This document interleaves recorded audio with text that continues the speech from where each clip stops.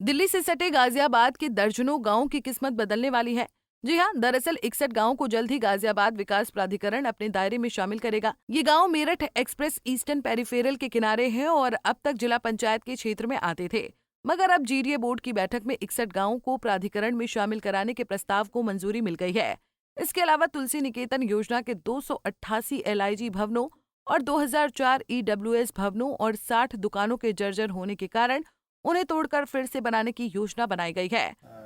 माननीय मंडलायुक्त महोदय की अध्यक्षता में मेरठ में सभागार में हुई थी और इसमें हम लोगों ने 20 एजेंडाज को प्रस्तुत किया था। ये मीटिंग हमारे लिए काफ़ी महत्वपूर्ण थी क्योंकि इसमें हम लोगों ने लॉन्ग पेंडिंग इश्यूज जो प्राधिकरण के हैं उनको एड्रेस करने का प्रयास किया।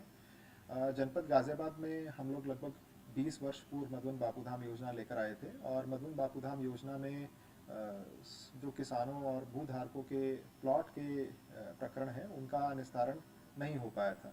तो कल हम लोगों ने माननीय बोर्ड के समक्ष इसका एजेंडा रखा था और माननीय बोर्ड द्वारा समस्त किसानों को उनके प्लॉट दिए जाने और तलपट मानचित्र में इसके लेआउट में जो संशोधन आवश्यक है उसकी कार्रवाई किए जाने के लिए अनुमोदन प्रदान किया है। इसके अतिरिक्त एक बहुत इंपॉर्टेंट एजेंडा तुलसी निकेतन योजना का था। तुलसी निकेतन योजना प्राधिकरण की योजना है जो 1989-1990 यानी 25-30 साल पुरानी योजना है जो आई थी और इसमें जो भवन है वो जर्जर हो गए थे। लोगों का स्टैंडर्ड ऑफ लिविंग काफ़ी नीचे है, वहाँ पे जल भराव की समस्या है, मच्छरों की, वेक्टर बॉर्न डिजीज़ की समस्या है।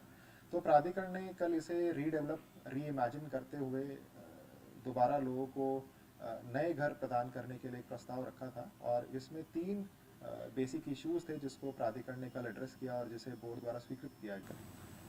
प्राधिकरण ने 61 गांव भी शामिल किए हैं तो एक बड़ा लैंड बैंक होगा और एक तरीके से इंटीग्रेटेड डेवलपमेंट है वो पूरे डिस्ट्रिक्ट का हो पाएगा।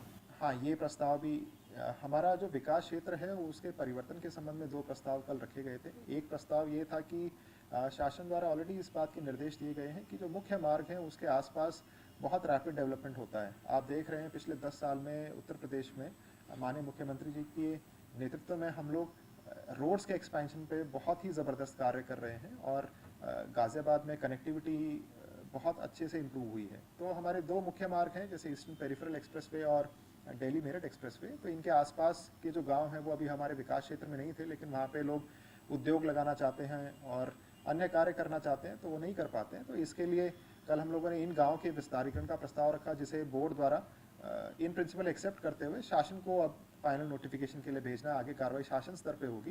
प्लस साथ में एक प्रस्ताव ये भी था कि कुछ हमारे 16 गांव ऐसे हैं जो जनपद गाजियाबाद में होने के उपरांत भी वो हापुड़ पिलखुआ विकास क्षेत्र में आते हैं।